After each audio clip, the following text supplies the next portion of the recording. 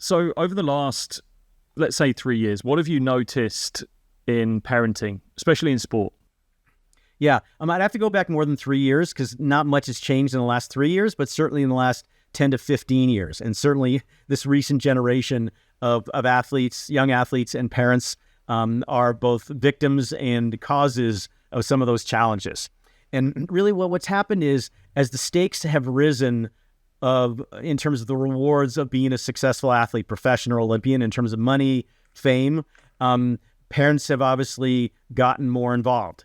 Plus, these days, there's a lot of discretionary income among many parents of athletes, and a lot of discretionary time. So parents have just more time as opposed to just sort of laboring away on their job and sending their kids off to do their sport. They're very much involved. So there's a high level of involvement, and it's a fine line about what's too much. But certainly parents are very involved, and they see what could happen in terms of, again, professional level, Olympic level, even in the U.S., collegiate level. Getting a college scholarship as an athlete. What's most interesting about that from a statistical perspective, there's a survey not long ago that asked parents of high school varsity athletes, and this hopefully translates into English school system, meaning teenage kids who play sports seriously, whether their kids would become professional or Olympic athletes. And 26% of parents said that they would. Now, let's get a reality check here. If you take a decimal point and add a bunch of zeros and a 1, that's the actual statistical likelihood of becoming a professional or Olympian. Even playing at a low-level university in the U.S. is still statistically incredibly unlikely. But it shows you how perception overwhelms reality for many parents. And of course, with time and money comes ego investment. And so what often happens is parents will be living through their kids' successes, either because their kids, they were frustrated athletes or they weren't very good, or because they see, oh my gosh, my kid's going to be a multimillionaire superstar. However unlikely that is. We have something, I guess what you're talking about there is the college sports system, which definitely promotes its athletes almost before the level of professional success has even hit them, right? So they've not even been proven on that scale. Here in the UK, professional football, soccer, I spoke to an agent of a bunch of professional footballers, and he was talking about a couple of young talents that he had in his roster. And he had said that one of the biggest issues that he knew was going to come from these kids in order for them to really scale the heights that their potential was showing they could. And I'm talking Premier League clubs, I'm talking really multi-million pound deals. He said the biggest barrier that was going to stop them there was the parents of these kids who were already far too invested at the ages of between 16 to 18. These guys hadn't even come out of the academy yet. And he said, I can tell you now that these guys are going to really struggle because their parents are already looking at this kid as a commodity and no longer their son. And that is dangerous on so many levels. I mean, it is. It obviously puts tremendous pressure on them, and especially if the parents aren't people of means, maybe they don't make a lot of money, so this is their ticket out. There's that level. There's also just being the parent of a famous athlete and watching the Paris Olympics. You see in the stands all the parents cheering them on, and certainly the research shows is that to be a successful athlete, the vast majority have very engaged parents. But it's a question of the messages that they're sending to their kids. And very often parents are invested in it for their own needs, whether financial, status, celebrity, whatever it might be. And that becomes unhealthy because the kids smell that. Kids have incredible BS meters, and I assume in England you know what BS stands for. And they can tell whose needs are being met. And kids will do young athletes will do a lot of things if they feel like their parents are focused on the kids' best interests. But they can also smell when it's all about the parents. And that's when kids get pushback. And not only is it unhealthy psychologically and emotionally in terms of pressure and expectation and their parents' happiness on their shoulders, but also in terms of the relationship with the parents. I've known many athletes who came out of youth sports, and some made it and some didn't, but where they've got no relationship with their parents because their parents basically ruined the relationship because of the pressure that they put on their kids. And the fact is, there's certainly been examples where parents put tremendous pressure on their kids, and the kids became successful. But then often either the kids struggle later on because they hate doing it. And I worked with a top professional tennis player a number of years ago who we'd worked together for a couple of years, and she'd been very highly ranked. And she said, she called me up out of the blue and said, "I quit." And I said, "What? You're making all kinds of money. You're famous." And she said, "How can I possibly be happy at something that I hate so much?" And she had a father who he was very well off, and he was retired, and he just lived for his kid's tennis results, and their relationship was scarred for life. I had something similar to a lesser extent, not at that level, but when I was coming up through the ranks of junior cricket here in the UK, and there was this one, or a couple of players actually, but one in particular that I remember who was by far one of the best players I'd seen as a youngster, and he was going to make it easy. Like, contract was pretty much there, ready for him to sign, but he got to a certain age and he left the sport. He went to Malaysia, flew away, and that's it. That's where he is now. And it was down to the fact that he just fell out of love with the sport. And if I look back, and I think his parents, or one in particular, was really pushy, and that was pretty much the downfall for it. He had this incredible amount of talent, was unable to unlock it. I guess there's also the opposite end, which can be true as well, where a parent that isn't involved, that is not there, can make it much more challenging. However, I've had multiple guests on here that are high-level athletes that will always say that parents still taking a backward seat is a better thing, but no seat at all is probably detrimental. Is there anything out there in the literature that sort of says, well, when parents aren't involved, that it's actually a negative effect? Yeah, when they're not involved at all, it sends another kind of message, like, we don't care. And for kids, they want to feel like their parents care in whatever they're doing.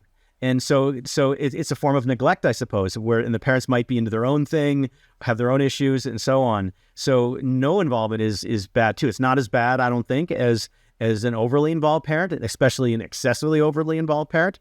But invariably, there's a balance. You want to make sure, parents want to make sure that they're paying the bills, get the kids to practice, get the uniforms, showing up at games and competitions, expressing love and all those kind of things. Those are absolutely essential. The kids want to feel supported, but not overwhelmed, because what happens is parents who get too involved, they basically steal their kids' passion, their sport. And this happened with this young cricketer you mentioned, where it was no longer his. He didn't own it anymore. And if you don't own something, you're not going to care about it very much. And for him, going to Malaysia, that was a way to get away, to escape from it. And sometimes you have to do those extreme measures. Other times you just find another sport, or you decide to go to university and study, or whatever it is. But just doing something for you, because you haven't owned yourself in a very long time. And we can talk in a little bit about specialization. That's a whole nother major issue that's worth discussing.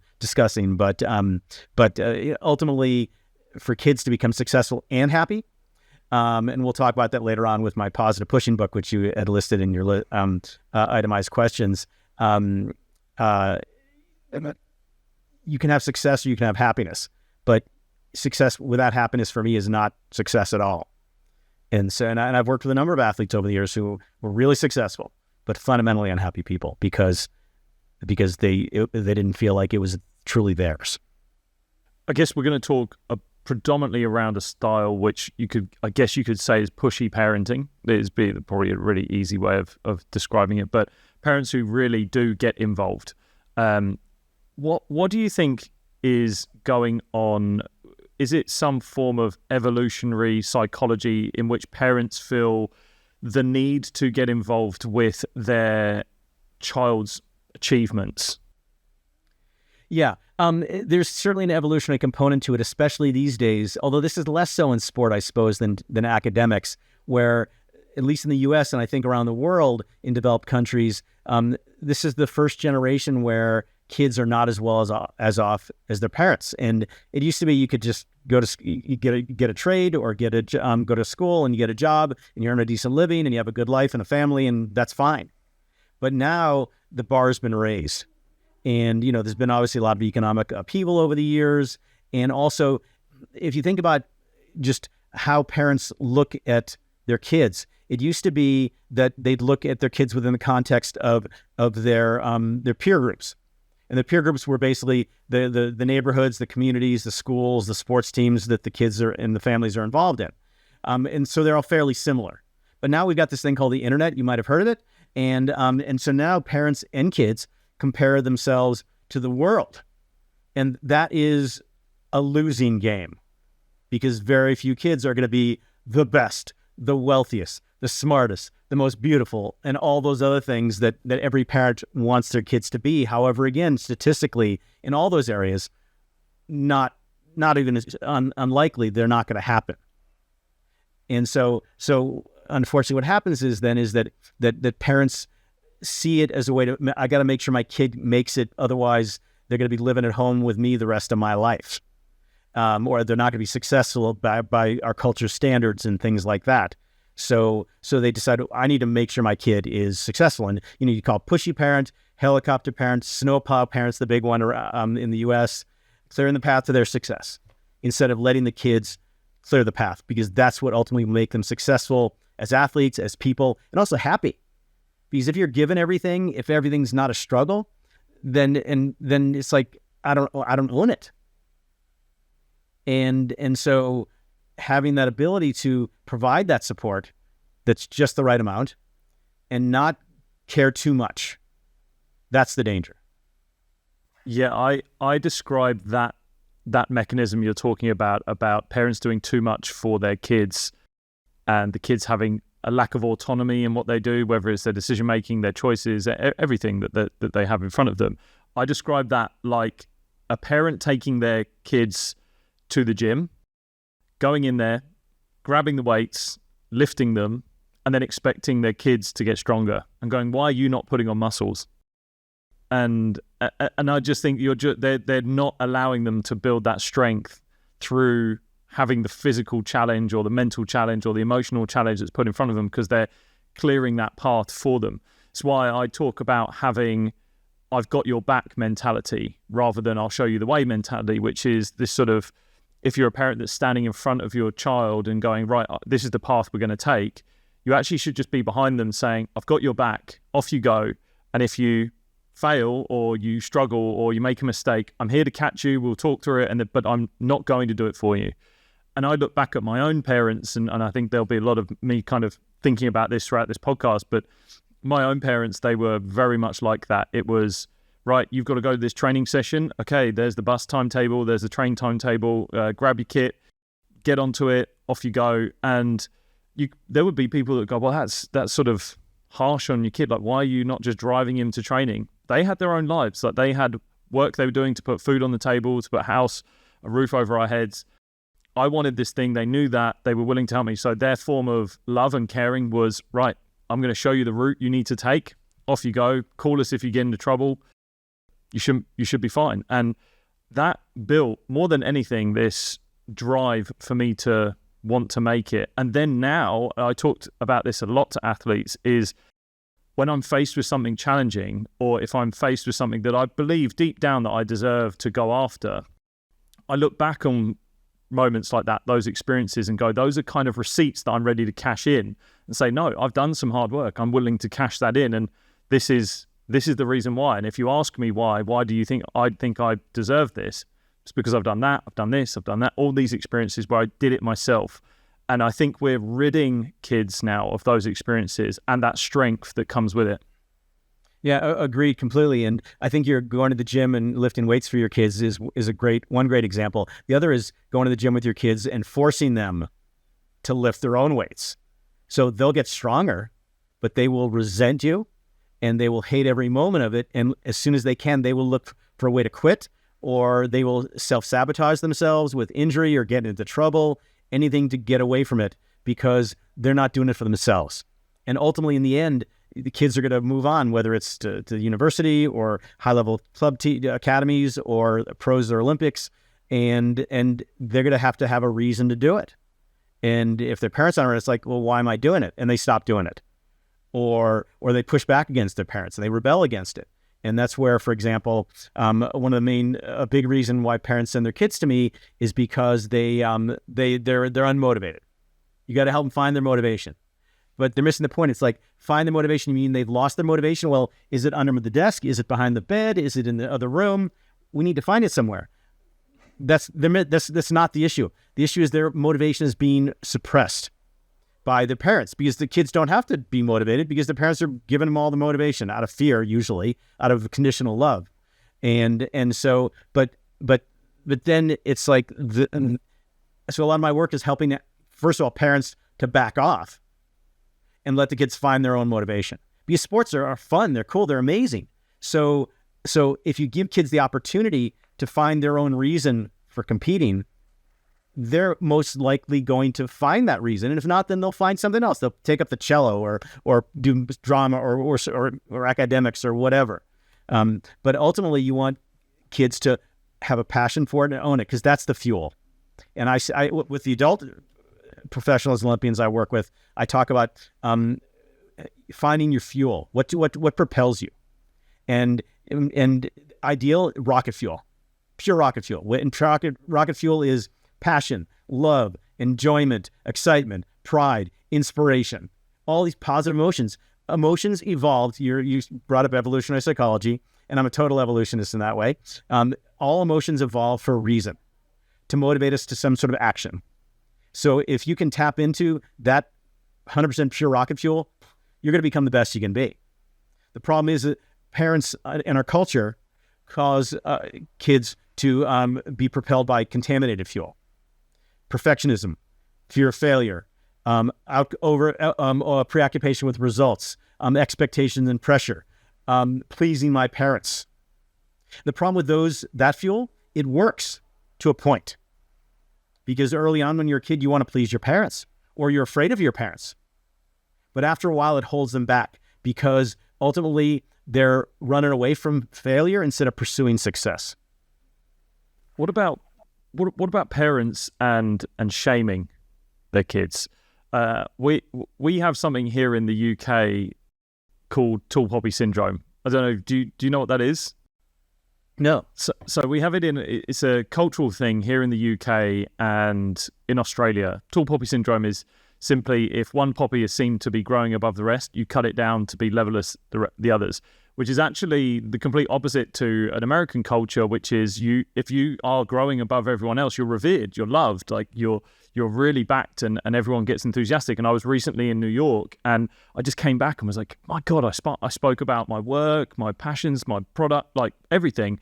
And everyone was just backing you. Like, they were like, oh my God, this is amazing. Like, they were so behind you. You go to the UK and they're like, oh, that's pretty cool. And they're just kind of waiting to clip your wings and bring you back down to reality.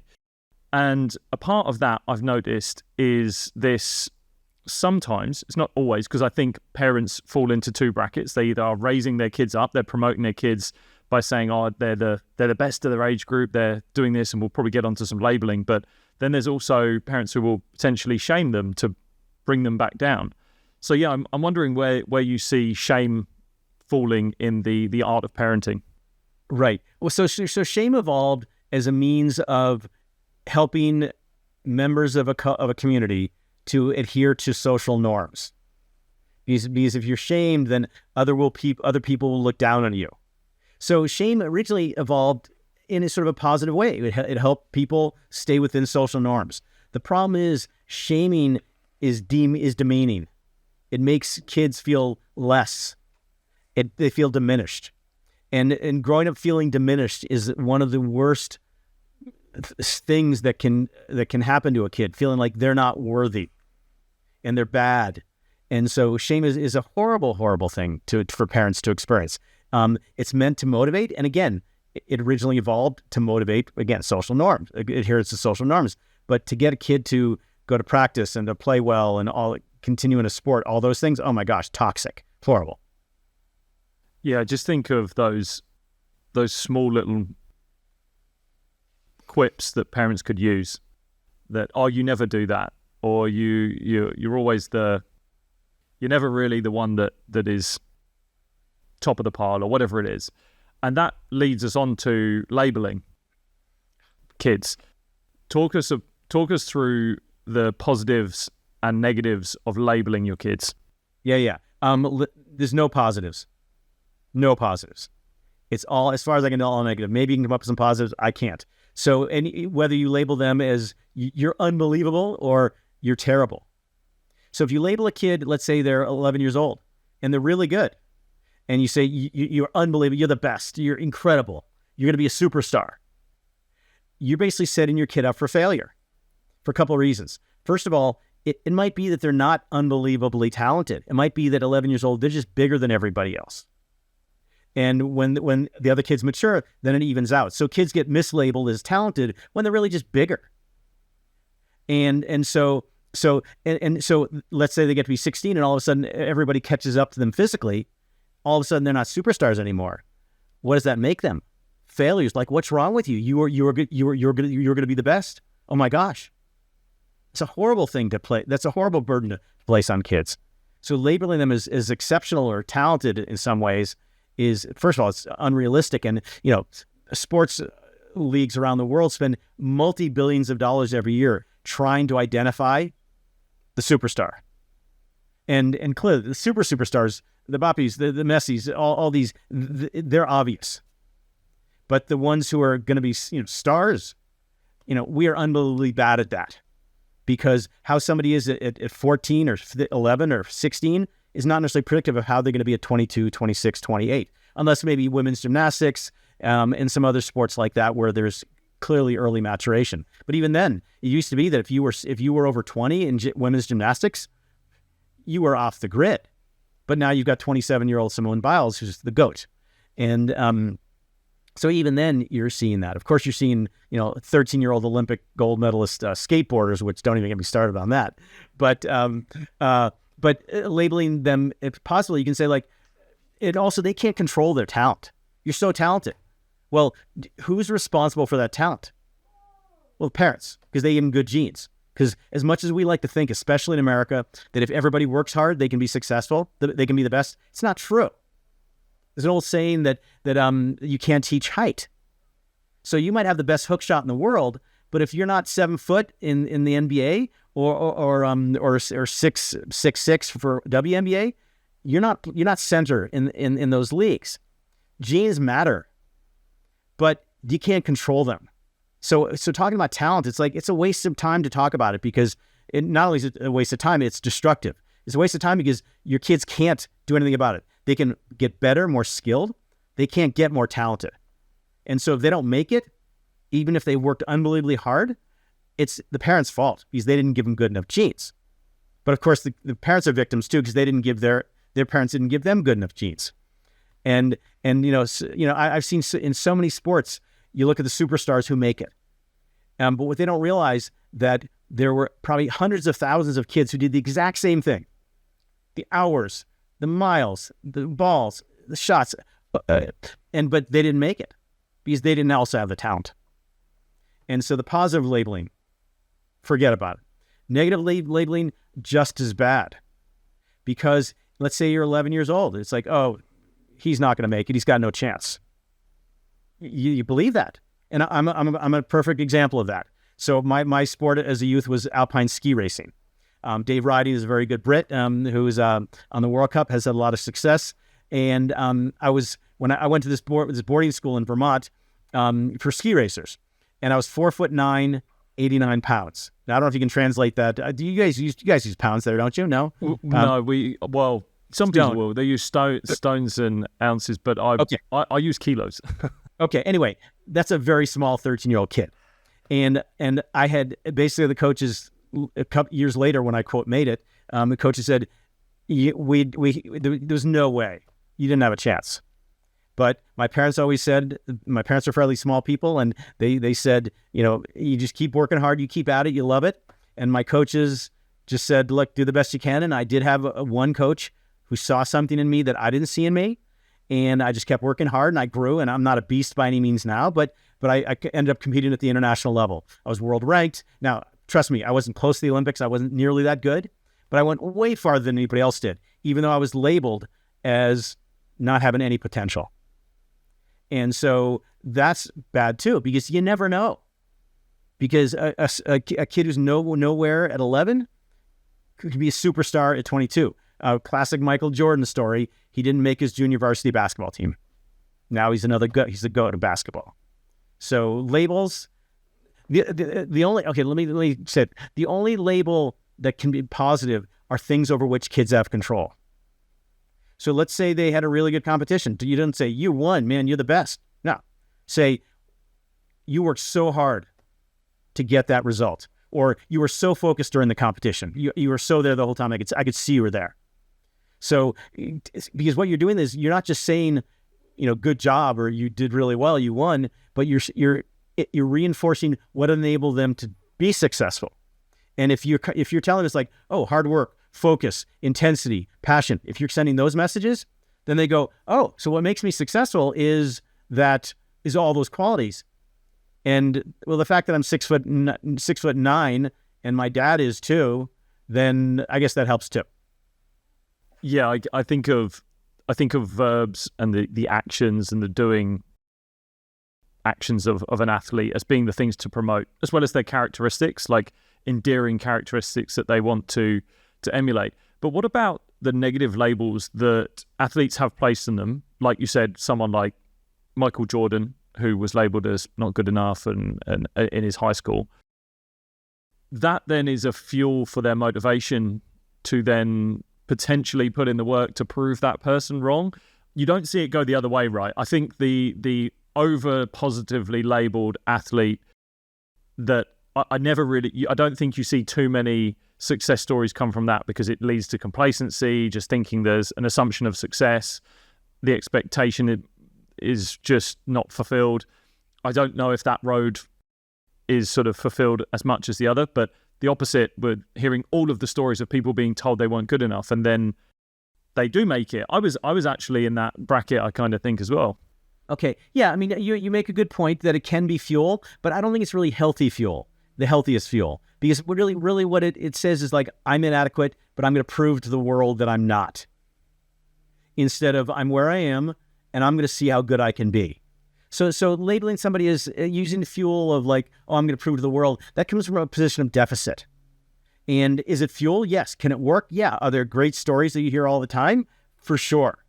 But is it the best kind of fuel? No. It's still got some contamination, because it comes from a sense of inadequacy. And that's not a great place to start from.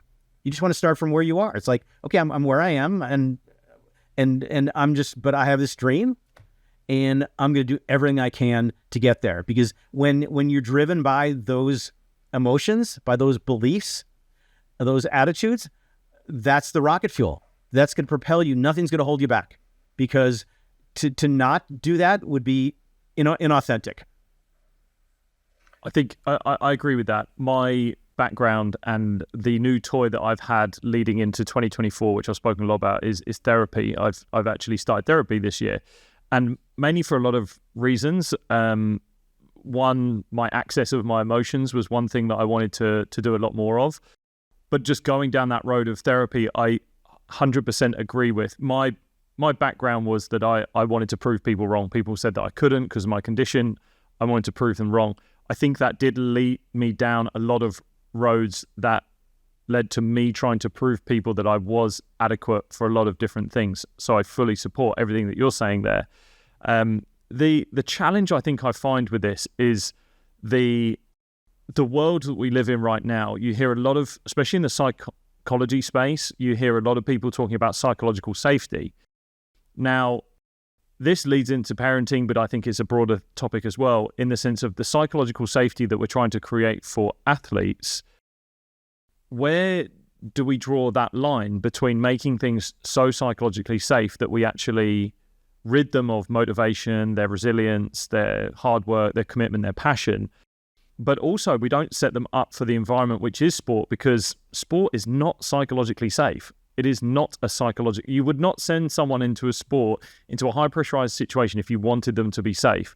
So to create and promote psychological safety all the time, or trying to create environments a lot of the time, I think we're doing the next generation coming forward a bit of a disservice when they are set and they want to go into these high performing pressurized environments, have those big moments, be the next LeBron, be the next Kobe, be the next whoever it is, and go and be that rock star. It's going to require some checks and balances, and it's like, what sacrifice are you willing to make? For me, right now, going through that therapeutic process is the price that I'm paying for what I did, but I say because I've gone down the therapy route, it's not cost me a lot. Right, yeah. Yeah, no, it's a very good question. And I think, first of all, psychological safety is a continuum.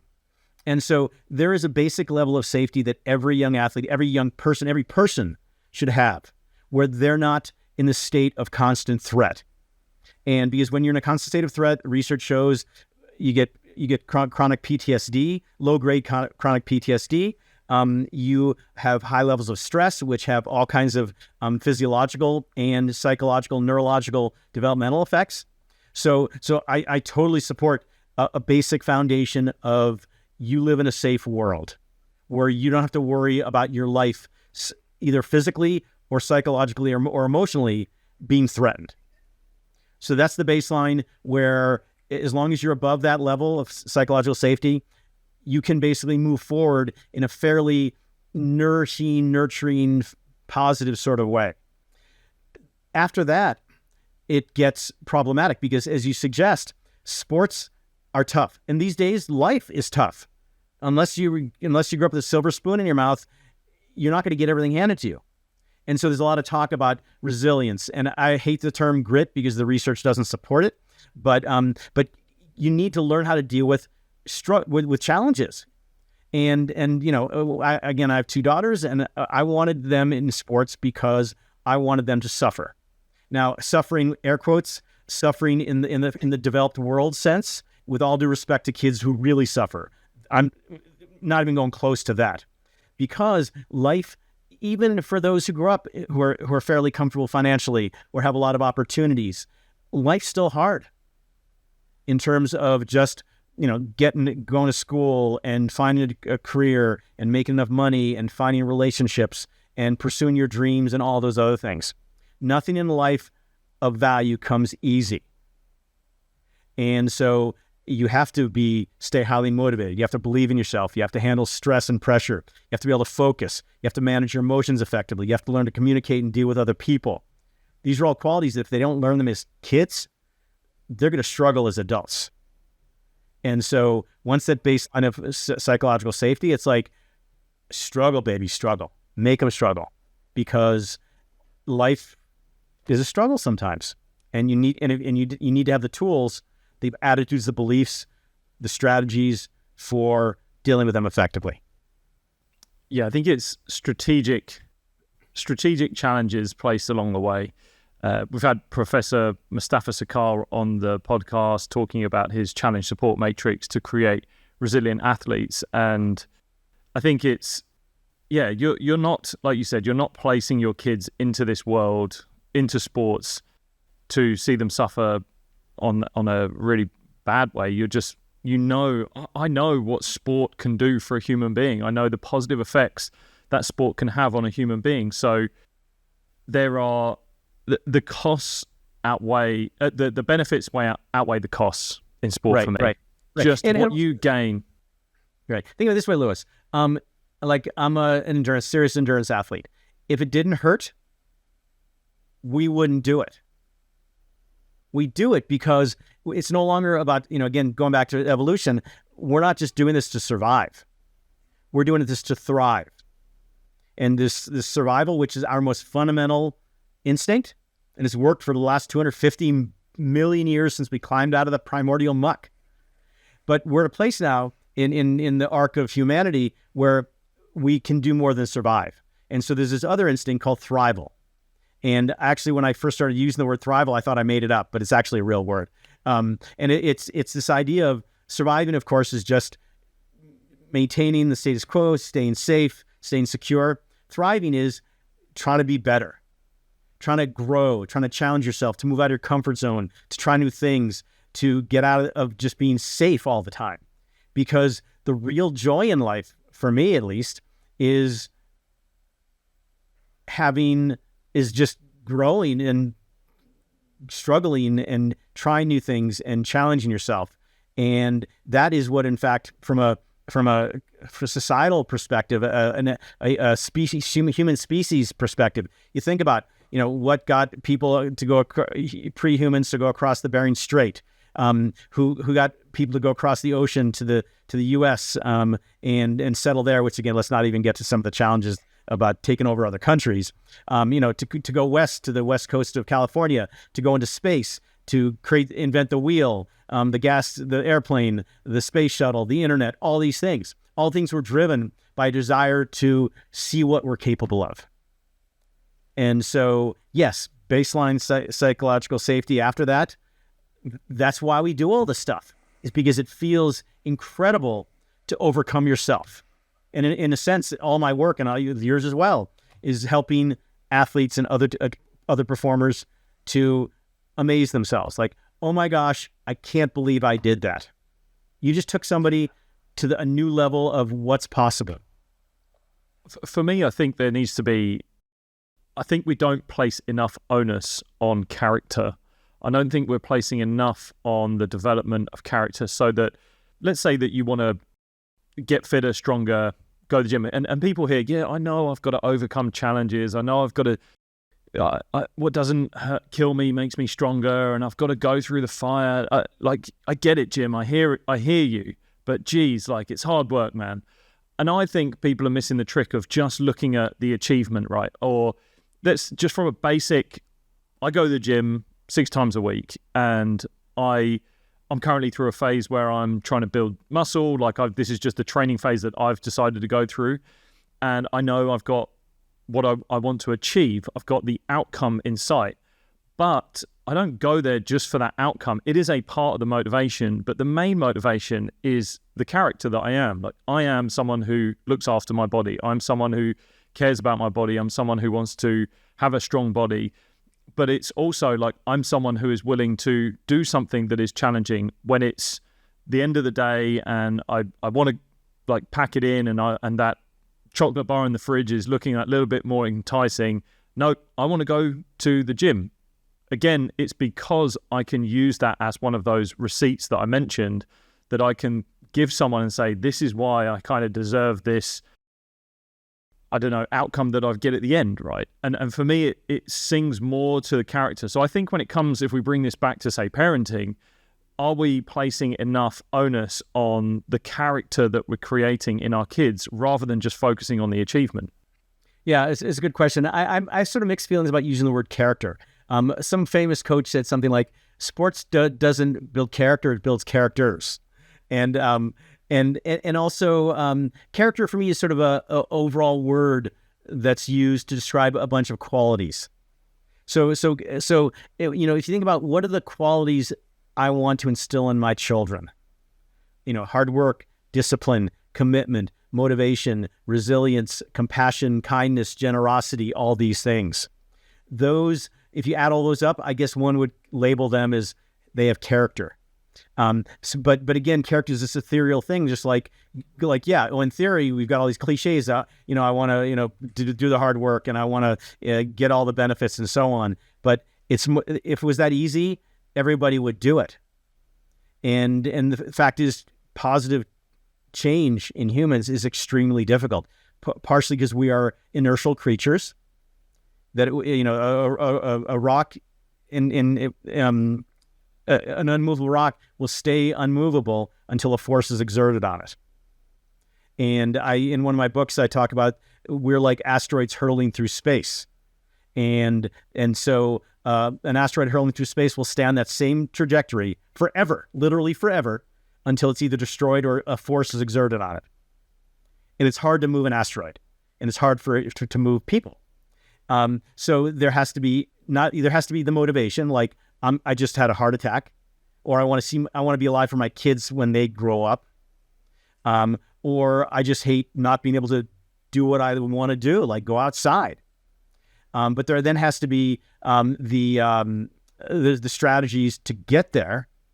Like, don't walk by the pastry shop on the way to work every day. Change your route, or pack your workout bag and go straight to the gym rather than going home. Or and then sometimes you have to change your people, because if your people are sedentary people and you start working out, they're going like, "What's wrong with you?" So you need to sometimes find new people, but you have to create an environment and a culture that supports it, and taking the active steps that will do that. Because ultimately, what happens is, if you do something enough times, it becomes habit. The problem is that works for cigarettes and alcohol and drugs and gambling and all these other unhealthy things. Habits are habits, good or bad. And so, but to change, get rid of those and put in new ones, it just takes a lot of repetition. And the fact is, like going to the gym, you first go into, let's say if somebody who's way overweight, out of shape, they walk into the gym, and what do they notice? All these incredibly buff people, even though of course that's not the case. But it's like, and then you start working out, and you sweat, you smell, you're tired, and you're sore. Those aren't really reinforcing reactions to exercise. But if you can stick with it for 6 months, all of a sudden you're getting stronger. Maybe you're losing weight. You're able to play sports more. You're not injured. You sleep better, et cetera, et cetera. We've sort of gone off a tangent away from parenting, but it all ties in. But yeah, I mean, it still leads with the fact that people placing those motivations onto someone else, they try to sing more to the achievements that person can get, rather than the type of person that they can be created from it. And I think that's just my point. Actually, is that let me just interrupt quickly. Not just the person they can be, but the experience of doing it. That's what's the most reinforcing, because you can hold the carrot out there, but there's no guarantee that'll happen. But if you can enjoy the experience and get something out of the experience, and that's why group exercise is so healthy, because you're not just doing it alone and suffering. You're socializing. You're getting supported by each other. You're supporting them, and so it's the best motivator is like, I just enjoy being out there, doing it, or whatever it is. Yeah, I totally agree. I think it's one thing, actually, even thinking now, I would love to have a gym partner to just be doing it with. It's probably the one key that I could unlock for the next part of my gym escapades at the moment, but that's probably something different. With the current situation, well, I'm 34 years old, and a lot of my friends are becoming kids. I'm a millennial. I think the next generation of parenting is going to be a lot different. What do you see on the horizon for the challenges and the positives of the next generation of parents that are coming in from, I'd say, millennials now? Yeah. So, I mean, parenting has gotten a lot harder over the last generation or so, because it used to be like, here's a way to think about it. Parent, the word parent used to be a noun. You are a parent. Now it's a verb. You parent. It's something you do. Well, I'm quite sure my parents didn't think about doing parenting. They just did whatever they did. And so partially because overall the culture that we were raised in previous generations supported the parents. We're on the parents' side. And whether it's sports or the arts or school or faith, if you're a person of faith, whatever it might be, most of the messages that were sent by the broader concentric circles of culture were consistent with what parents believed in. But now, unfortunately, our culture, sports culture, what I call this sports industry, the youth sports industrial complex, as well as our broader culture of social media, technology, conspicuous consumption, wealth, fame, power are the goals. There was a really painful survey that came out not long ago, and one that comes out every 20 years or so. So years ago, the main goals, they asked young people, what were your goals in life? Raise a family, make the world a better place, contribute, and so on. Now it's about wealth, status, and power. That's what young people, that's what they aspire to. Where do they get that? Not from their parents, most of them. They're getting it from our culture, which is obsessed with wealth, status, and power, as well as celebrity, looks, physical appearance, and so on and so forth. And so the challenge for parents these days is to know how you want to raise your kids, and to raise them that way in the face of of consistent contradictory messages. So it's like your 8-year-old kid, wait a minute, your kid's not getting privately coached. Your kid's 8-year-old kid's not on a traveling football team. What's wrong with you? And I don't know if they have Joneses over in England, but they have a lot of Joneses over here. Keep up with the Joneses. You know that expression? No, the expression, yeah, we don't use it often, but no. Okay, yeah. And it's like, it's hard because if your world is communicating to you that you're a bad parent because you're not doing this or that, that's hard. So starting off as parents, and I mean, my kids are late teens now, but we started out as a couple with a pretty clear sense of what we wanted, how we wanted to raise our kids. And we bucked the system in a lot of ways. We buckled in other ways. That's part of being human. But overall, it's starting with like, what do you value? Like starting off your kids in sports. Why you have your kids in sports? Physical health, life habits, teamwork, camaraderie, fun. That used to be the number one reason kids played sports. These days, it's about to make it. And yet, statistically, again, the chance of making it, negligible, basically. And that's why classic research between the ages of 9 and 13, 70% of kids drop out of organized sports. Why? Not fun, stressful. And you see kids specializing at 7, 8 years old. And this is a huge thing because they see, the Williams sisters, they were basically raised to be professional tennis players. And a lot of other kids that way as well. But there's actual research that's found that early specialization doesn't work in the long run. It gets you an early start. You get more attention. You make it a little farther. You're more skilled early, but everybody catches up to you. And so there's one survey of professional university coaches in the U.S. I want well-rounded athletes. And because we can make them football players or tennis players or whatever. And so the perceptions of parents of early specialization are way out of whack with reality. So that doesn't even include injury and illness and burnout, which leads them to want to quit. And so again, you're bucking a system that is spending billions of dollars every year to get your kids to get on the train. And oh my gosh, as a parent, I have to get my kid on the train. Otherwise, he's not going to be, he's going to be sitting at the station the rest of his life or her life. And it's a ton of pressure. Do you think that like a cancel culture plays a role in parents kind of no longer trusting their gut when it comes to parenting their kids? I think a lot of parents know what they should be doing. There's so much information to go out there. So a lot of my friends, it's really interesting watching my friends raise just toddlers right now. There is some real similarities that you can see in how they've raised their kids and how the kids are coming out. And then there's some massive differences that you see as well. But I think there is a tension that is around it on, I kind of don't want to get cancelled. I kind of don't want to be known as that parent. I kind of don't want to be. And a funny thing I did hear, especially when it comes back to sports and parenting, because if you think of the pushy parents and you think of the ones that are highly involved, the parents that usually ask the question, am I a pushy parent? Am I the one that's doing a bit too much? They usually are, not the ones that are doing it. Right. They are the ones that are absolutely fine. And it's the ones that are not questioning that. They're not really seeking the answers. But there is the over-questioning, the overthinking that comes with it if you are so far on the other end of the scale. Yeah. Well, it's a challenge now. I mean, the whole cancel culture thing, that has some serious political connotations over here in the U.S. But the idea of being rejected by your peer parenting group and the community that you're in is really difficult for sure. And we are all we're social beings, and we are influenced by the messages we get from our culture.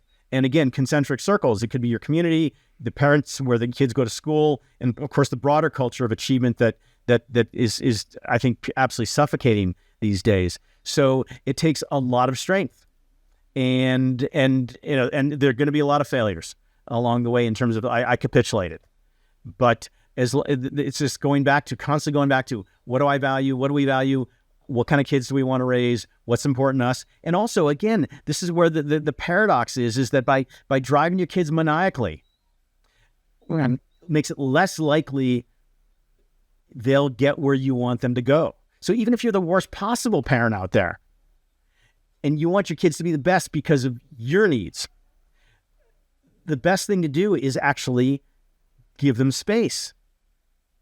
But here's the challenge, and I've written 5 parenting books, and I give all kinds of parent talks and work with parents individually, and I've sort of 3 categories of parents. One are well-intentioned parents, and these are parents who love their kids and they want what's best for them, but they just don't know what to do.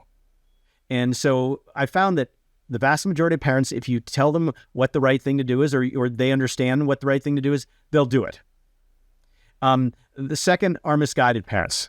And that's where they've sort of jumped the rails and they're just going down a bad road, but they still have the ability potentially to turn it around.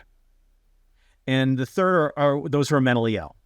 And I make that sort of as a joke, but these are parents who have lost touch with reality, who have lost touch with anything except their own needs. And again, years ago, one of my parenting books, my first parenting book, was partially based on a parent of a young athlete who was rising through the ranks. But she had this is before I started working with her. She had a really poor summer season, and at one point, her mom smashed all of her equipment. Another time, she abandoned her at an event, at a tournament, and drove like 500 miles to her sister's house. Another time, she didn't speak to her daughter for literally 3 weeks. And this is a mentally ill mom. And fortunately, the girl that I worked with, and we've been in touch recently, so it's been many, many years. She's come out okay, but she has no relationship with her mom. And so that's very rare. I mean, in my career, I've been doing this for decades, 3 or 4 parents like that.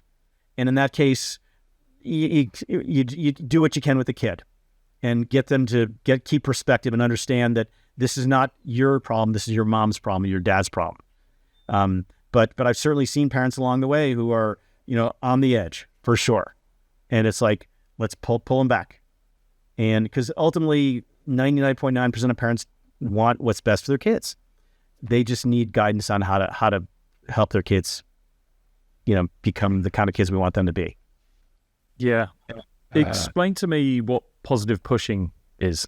Yeah. So this is my first parenting book, and going to something you said earlier, I wrote it before I had kids, and so I didn't have a lot of credibility either. But I'd worked with a lot of parents and kids. That's sort of my rationale.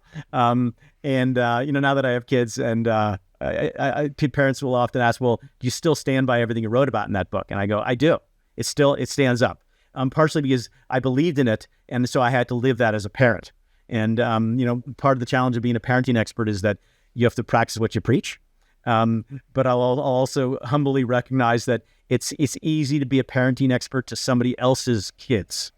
But with my own kids, I think I've been a pretty good parent, and they probably agree somewhat. But I'm certainly human, and I've made my mistakes as well. Anyway, so positive pushing.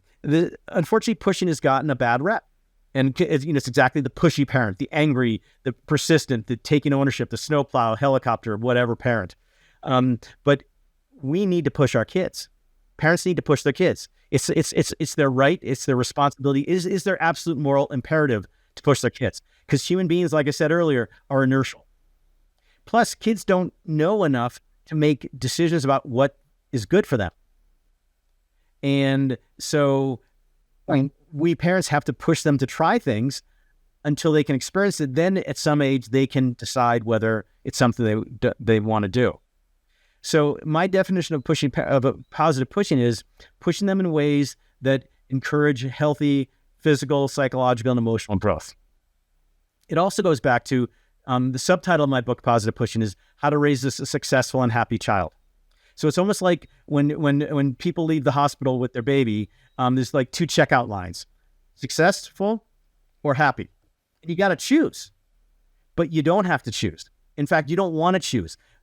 There's this one checkout line way at the end that nobody sees that says successful and happy. And that's where success and happiness are mutually inclusive, meaning you can't have one without the other.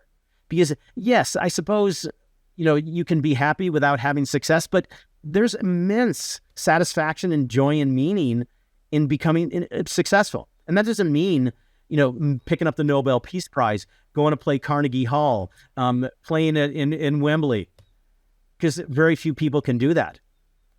But the pursuit of that, I've kids come to me who I know are not going to make it. But that's not the point, because it's the journey that matters, the experiences. As a ski racer, I got to a point where I realized I wasn't going to be the best ski racer in the world. Was I disappointed? Absolutely. I dreamed about that since I was 6 years old. But but at the time, and to this day, I look back and go like, oh my gosh, my experience as an athlete shaped who I am today. And all the things that enabled me to succeed in adult life, those seeds were planted as a young athlete. And so when I realized I wasn't going to become the best ski racer in the world, I decided, you know what? I'm going to become the sports psychologist for the best ski racer in the world, or the best whatever in the world. So I simply took all those things that made me a pretty darn good ski racer and applied it to my academics and to my career. And they don't have a world ranking for sports psychologists, but I think I'm pretty good at what I do. And it's been an amazing journey for me. And so if you can support your kids in this positive way where it's all about them, and that doesn't mean they can do everything they want, but it means I'm doing everything I can to support you for your needs, not mine. And also, it's not just about sports, because one thing I emphasize to parents when I first work with their kids is I have 3 goals when I work with kids, with athletes of any sort, but especially kids. One is help them achieve their goals, because that's why they come to me, because they think they can do this, but they're stuck. And I totally support that. The second goal, though, is personal development, because everything I do, it's not ski racing psychology or sports psychology, it's life. So everything I do, young athletes can learn in their sporting life and apply to every other aspect of their life. And then third is mental health, because if you don't have mental health, you don't have anything. And I have a PhD in psychology, I have clinical training, but I don't practice clinical psychology. I don't do mental illness.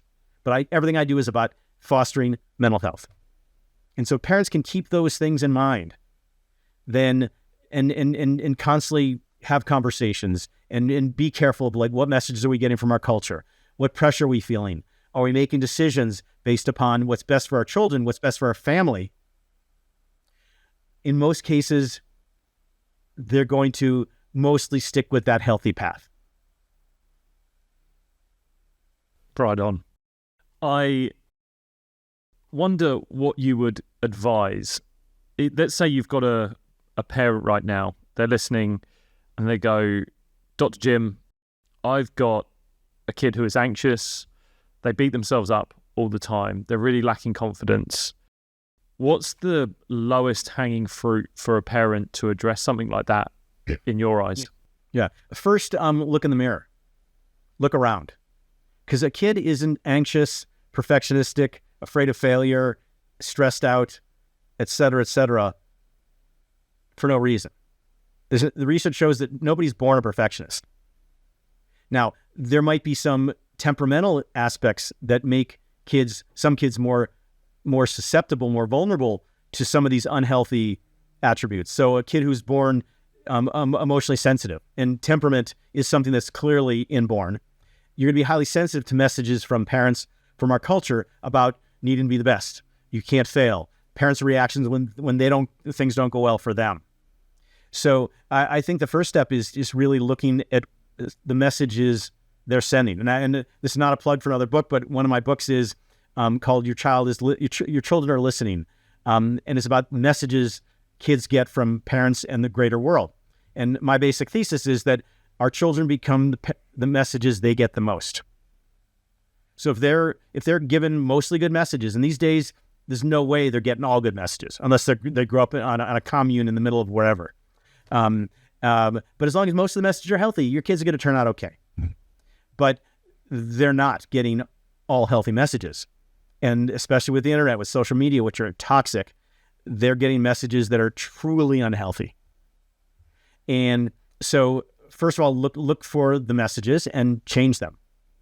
Because the easiest way to change a young person is change their world, change the messages that they're getting from the world around them. And that includes, oh my gosh, I've been sending this message that it's not healthy. I'm going to change that. And there's nothing more courageous for me than a parent who's willing to face their own demons, because we all have them, to save their children. That's number one. Second of all, go see a therapist, go see a sports psychologist, go see a regular psychologist, whatever. Because this is not, you can't just listen to a podcast. Listen to a podcast will that'll hopefully initiate some behavior, but there are no quick solutions to change, as you well know. And so, taking a course can help, reading a book can help, but real deep change it takes work and guidance, as you well know. And what's interesting about my work is that I work with a lot of young athletes, from 13 to 30, let's say, but I also work with a lot of highly successful people in business, in medicine, in other areas, and they're in their 40s, 50s, and 60s. They're not coming to me because they're not successful enough. They have plenty of money, cars, houses. They're coming to me because they're not happy. And it's taken them 30, 40 years to get to realize that. And that's something, a little personal self-disclosure, that's something that I've struggled with. And it took me a long time until I finally got to a place where, and I've done the work, and I'm at a place, I'm at a good place. But why wait? If kids are struggling early, you could say, well, it's a phase, they'll grow out of it. But phases become dispositions. So get a 16-year-old kid who I might be working with or somebody else is working with, trying to make some of these shifts in their attitudes, their beliefs about themselves. Man, you haven't cleared the runway, but you filled a lot of potholes. So they can take off and soar. Yeah, I had this parent come to me recently, had a really young kid who was struggling with confidence, and they said, would you work with them? And I just outright said, I said, no, they're too young. Like they don't need a mindset coach, mental performance coach to work with them at that age. They don't need it. They don't need to be labeled with, we're talking 9 years old. Okay, yeah. So they do not need a kid. They do not need someone, I almost say below teenager, right? Even sometimes below 16, definitely below 16. They're saying that this is something that you need to be aware that you're placing, again, a label onto them that they need someone. But what I was saying was, if you want to have a conversation as a parent to chat out some things, because I think what I would add to what you were saying there, and it goes along with it, is once you see a parent take those actions of looking on themselves and developing themselves, kids are smart. They will inherit those behaviors through osmosis, and the action speaks far greater than the words that you can ever tell them. So if you're sitting there going, I really wish to help my kids and I really wish for them to change and get out of this place, look at yourself, look at the actions, the behaviors you've got, and look to change them and guide them out of that situation through action that you're taking. I cannot stress how important that would have been. I even think of whether it's kids I work with now, my own upbringing, I'm like, oh, wow, what a inspirational thing it would have been to have seen my parents change and develop and grow and look at those behaviors and not just be kind of stuck in their ways. I think the worst thing you can be as a parent, stuck in your own ways and just thinking this is the only way. And not only, looking in the mirror and changing those, what you say and how you behave, but the action, oh God, that's powerful. Yeah. And because you're role modeling vulnerability, you're role modeling openness, you're role modeling flexibility and growth. And if you can teach that to your kids, then that's a really powerful message. It's interesting in terms of ages. So over the years, I probably worked with kids down to 11, but very rarely. Usually it's more in the 16 to 19 year age. 13 to 15, not uncommon for sure. But again, as a psychologist, I go deep. And so there needs to be a level of maturity and emotional accessibility. And I'll also say I've worked with 19-year-olds who couldn't go there. So it's less about age than it is about sort of maturity. At the same time, I wouldn't work with a 9-year-old as a sports psychologist, but I would certainly say go find a child psychologist or child therapist who can help at that age. because there are kids who can work. There are therapists who work with kids down to, I don't know, 4, 5, 6-year-old play therapy and things like that. So not my area, but where they can actually affect really powerful change at a young age. So if there's some real, if they're not playing very good football, whatever.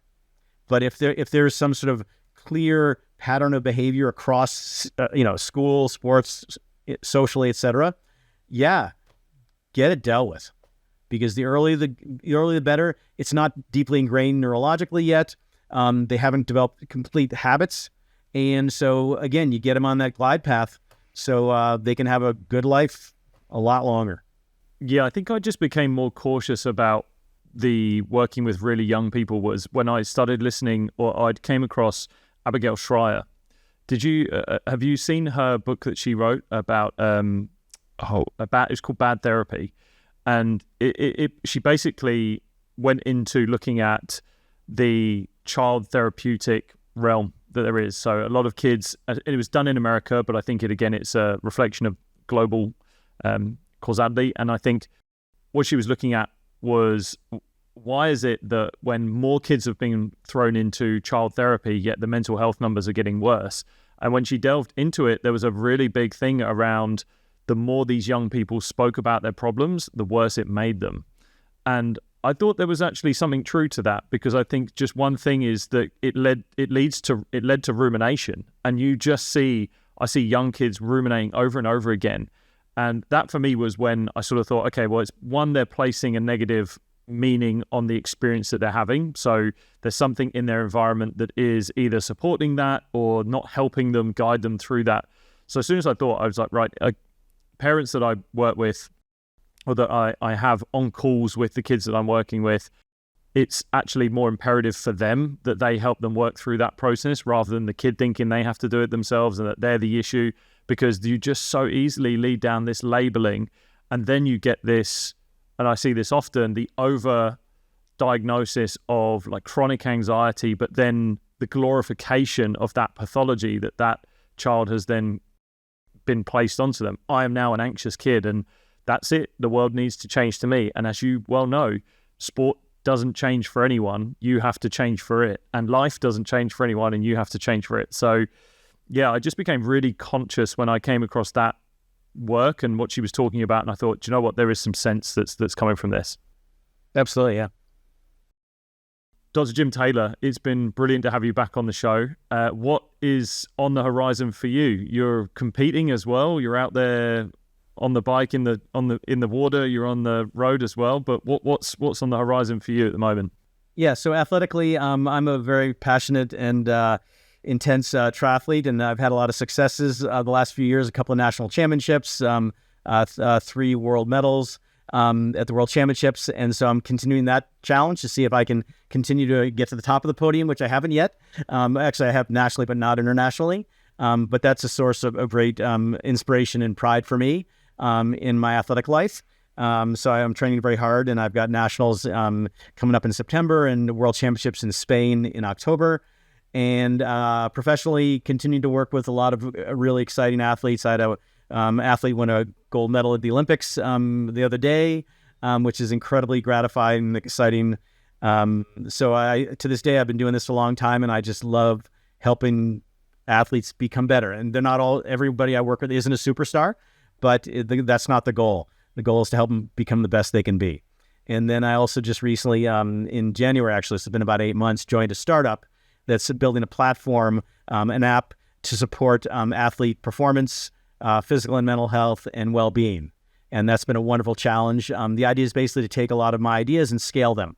So universities, like youth academies, professional teams can get more information to their athletes in a more consistent manner. Because that's been the greatest challenge in my work over the years, is helping an organization where, for example, there's a big sports academy in the U.S. that has 13 mental coaches and 1,500 athletes. And like, how do you provide in-depth, quality, individualized service to that many athletes? And so our goal is to create something that will provide some of that. So that's basically my life. Got a great life, have fun, and enjoy my family, and things are good. It's been great to have you back on. Where's the best place to send people that want to potentially look at more of your work, look at your books, the articles that you write? Where's the best place to send them? Yeah, I mean, so my website is drjimtaylor.com, Dr. Jim Taylor, and I've got like 95% of everything I've ever written on there for free. I'm going to talk about my services and all these other things and podcasts and so on. And also just social media. I'm on Instagram and Facebook and Twitter and X and LinkedIn. I haven't gone to TikTok. I'm not a big TikTok fan, but they can follow me there. And if they have any questions, comments, I have a contact section my website, and just feel free to reach out to me. I love just having people find me and ask me questions and see if I can help them in any sort of way. Dr. Jim Taylor, it's been great to have you back on. Great pleasure talking to you again, Lewis. If you've enjoyed that episode with Dr. Jim Taylor, then you might enjoy a playlist of all the best episodes that we've put together for you to start with right away. All you got to do is click right here. Go on. Go. Now.